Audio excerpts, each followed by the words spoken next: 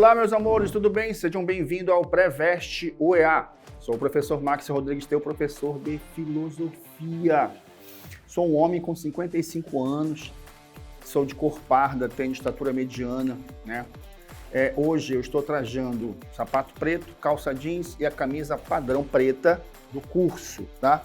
Usando um relógio e um anel. Nossa sala de aula de hoje é um estúdio de televisão, por isso mesmo vou usar a tela interativa para nossas necessárias, importantes anotações. Bem, como nós estamos na época de aula de revisão, lembra, nós tivemos uma aula sobre ética e moral. Voltando, a ética ou a filosofia da moral, caso venha na tua prova, é um conjunto de reflexões, né, sobre a conduta moral. Então, a ética ela vai criar princípios, medidas, né, limites para determinadas condutas morais. A moral é a prática da ética. Então, nós trabalhamos isso, nós temos uma aula anterior que definiu bem esses conceitos. Semelhanças e diferenças entre ética e moral, tá? Isso é muito importante. Então, a aula de hoje nós vamos aprofundar um pouco em três pensadores. Trouxe até um texto aqui para ti, né, para nos ajudar. Em três pensadores, porque são pensadores que geralmente vêm nos vestibulares, inclusive do macro. Vamos lá. Vimos os conceitos de ética e moral e suas diferenças e semelhanças e a relevância de termos referenciais de conduta fundado no ethos em que vivemos. Ponto. Então, a primeira parte foi essa que nós vimos, acabei de te falar, né? Ética ou filosofia da moral trata de um conjunto de reflexões, né, sobre a conduta dos indivíduos. Você não pode fazer tudo o que quer, na hora que quer, do jeito que quer. E a moral é essa conduta prática refletida pela ética. Então, eu vou tomar uma determinada atitude, seja ela bem, mal, certo, errado, viciosa, virtuosa, eu preciso refletir sobre essa conduta. Quando eu agir, é moral. Quando eu estiver refletindo sobre essa conduta que eu vou fazer, é a ética. Tá, avançando aqui. Agora é preciso compreender os sistemas éticos de três relevantes pensadores. Aristóteles e a sua eudaimonia, Kant e a ética do dever, que garante a liberdade, e Nietzsche e a sua genealogia da moral. Veja bem, vamos por partes, né? O Aristóteles, lá do século IV a.C., ele foi o primeiro a se debater. Três obras atravessam a proposta ética do Aristóteles. Ética moral, ética a Eudemo, ética a Nicômaco e a grande moral. Lembrando, a ética, a política e a economia são, segundo Aristóteles, os três conhecimentos práticos da vida, né? E qual é a finalidade da ética? Primeiro, para Aristóteles, a ética ela não é dada como em Platão. O homem já nasceu bom, belo, né, e justo, né? Principalmente o homem de conhecimento, diz o Platão, porque as ideias são inatas. Mas Aristóteles não. A ética, a conduta ética, ela é construída a partir da areté, da virtude. Você precisa praticar aquilo. Tu quer ser justo? Então pratique a justiça. Tu queres ser bom? Então pratica a bondade, entendeu? E para que finalidade, afinal de contas? Qual é a finalidade da ética? Garantir a felicidade ou a eudaimonia do indivíduo.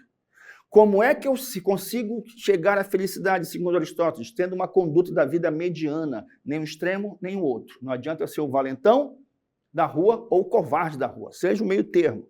Não adianta eu gastar todo o meu dinheiro numa noite e passar 30 dias sem dinheiro ou nunca gastar nada. Não, seja meio termo. Tenha uma conduta mediana que encontrarás a eudaimonia. Não serás um problema nem social, nem pessoal, tá? Segundo, o nosso Kant, século XVIII já. Século XVIII surge esse prussiano, né, de Königsberg, chamado Immanuel Kant, que vai propor uma outra maneira de pensar a ética. Veja bem, existem determinados problemas na nossa vida que, teoricamente, a gente resolve.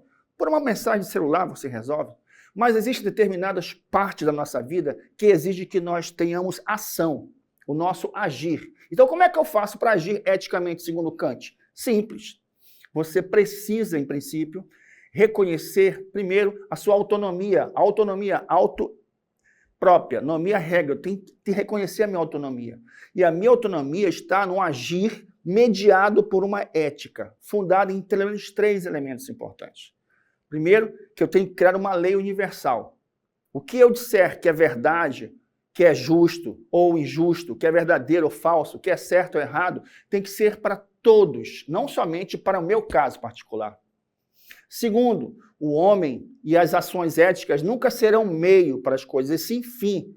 Eu não posso agir de uma tal forma que aguarde uma complementação, um resultado, alguma conquista com isso. E terceiro, que essa ação faça o bem, efetivamente, ao homem. Por isso ele inventou e criou, né, dois imperativos para conduzir a conduta do homem. E a palavra imperativo quer dizer mandamento. Lembra dos 10 mandamentos? Pois é, são 10 imperativos também. Então ele vai dizer, olha, existe o imperativo hipotético. Esse não serve para a ética kantiana. Por quê? Porque toda vez que eu agir querendo um complemento, querendo ganhar alguma coisa, eu estou usando a minha ação como um meio, o homem como um meio, o homem é fim. A atividade ética é fim em si mesma. Então, por exemplo, eu vou ficar ser colega do Fernando porque ele é muito bom aluno de matemática, com ele eu vou aprender matemática. Isso para o Platão, para o Kant, não é uma atitude ética. Não, eu vou ser amigo do Fernando porque eu quero ser amigo do Fernando. Pronto. É quando ele vai chamar um outro imperativo, que é o imperativo categórico. Esse resolve todas as questões. Por quê? Porque ele, por si só, já se define. Tipo, eu não mato. Por que eu não mato? Porque eu não mato. Quando eu digo eu não mato porque eu não quero ser preso, eu estou agora usando o imperativo hipotético, ou seja, estou agindo de uma tal forma, aguardando uma complementação. Mas se eu digo eu não mato, por que eu não mato? Porque eu não mato e acabou-se. Isso, agora sim, eu estou agindo e utilizando o imperativo categórico, que é fundamental para o senhor Immanuel Kant. Como é que eu consigo a minha liberdade? Como é que eu uso a minha liberdade? Simples. Primeiro, você tem que cumprir com o seu dever. O que está previsto, lembrando que ele é um contratualista, né? Kant, o que está previsto para eu agir? Como é que eu devo agir? Qual é o meu dever na minha ação? É essa? Então, primeiro eu vou cumprir o meu dever. Em Kant parece paradoxal, mas você quer ser livre? Então, cumpra com as suas obrigações. Cumpra com o seu dever. E, por último, o nosso Friedrich Nietzsche, do século XIX, e a sua genealogia da moral. A grande pergunta do Nietzsche, o grande diagnóstico que ele quer fazer, o grande exame que ele quer fazer, é assim, por que no seu tempo, a moral, principalmente a moral cristã, que era predominante, levou os homens a uma decadência, a um sofrimento, a um ressentimento. Aí ele vai criar uma genealogia, vai procurar o princípio primeiro dessa construção dessa moral ocidental. Ele vai lá atrás, nos pré-socráticos, e vai dizer, olha, antes, a realidade era vista de duas formas, ou apolínea ou dionisíaca. Apolínea, quem é o deus Apolo, que é o deus da justiça, da retidão, da bondade, né, das formas perfeitas. Dionísio é o deus da criação, da inventividade, né, do instinto. Né? Então, nós tínhamos esses dois recursos para viver.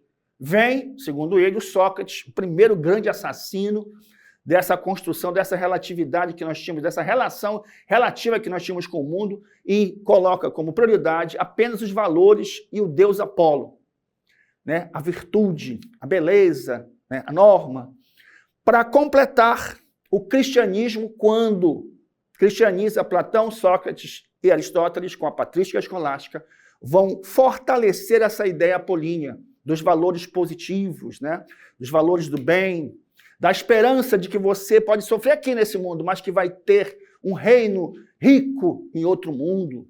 Isso criou perspectivas que o Nietzsche vai simplesmente execrar. E vai dizer que, olha, existem dois tipos de éticas aqui. A ética do escravo e a ética do senhor. A ética do escravo é a ética do ressentimento, das dores, do perdão, daquele que espera no outro mundo uma liberdade. E a ética do senhor é aquele que governa-se a si mesmo.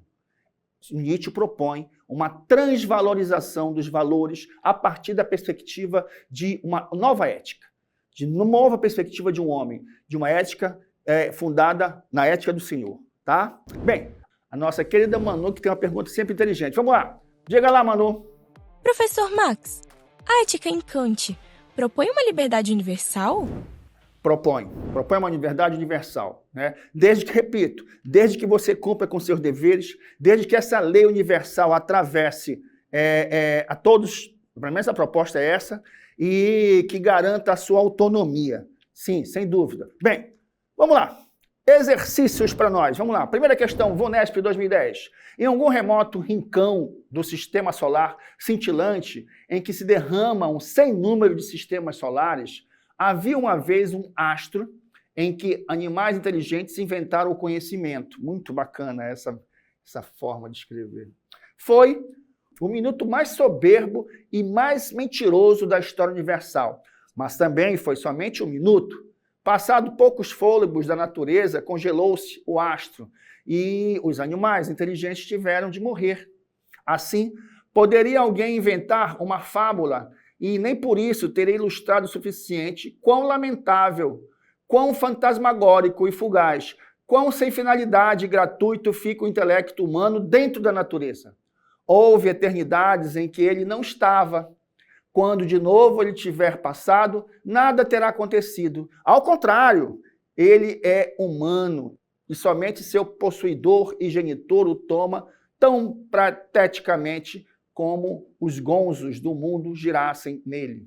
Mas, se pudéssemos entender-nos com a mosca, perceberíamos então que também ela boia no ar e sente em si o centro voando desse mundo. Que escrita brilhante. Sobre esse texto, é correto afirmar que seu teor acerca do lugar da humanidade na história do universo é antropocêntrico? Não.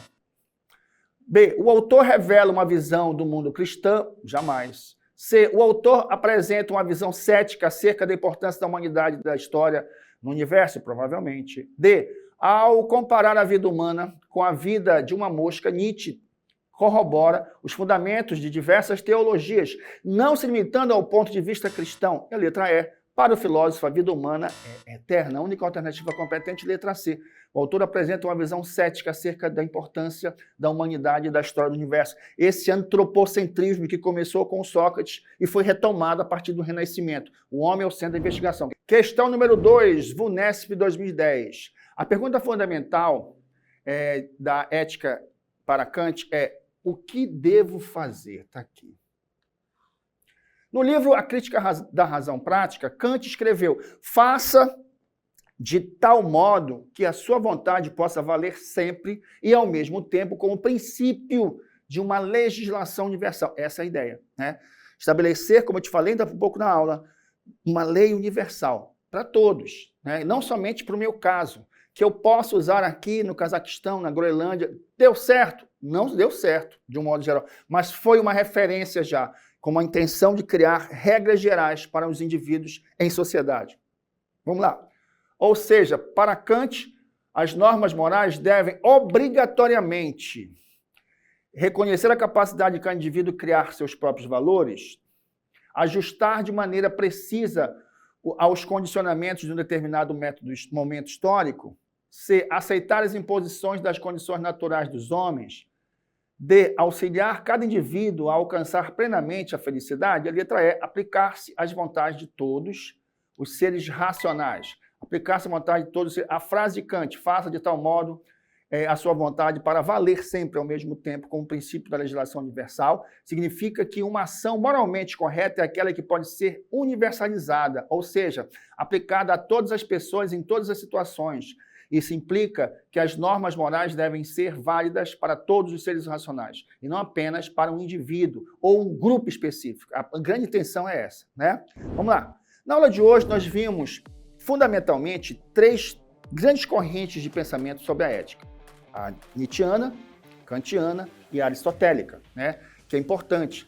Por sinal, assuntos importantes que estão lá no teu edital, tá? Faz o seguinte: baixe o aplicativo do Preveste UEA e siga nas redes sociais do Preveste UEA para não perder nenhuma novidade nossa.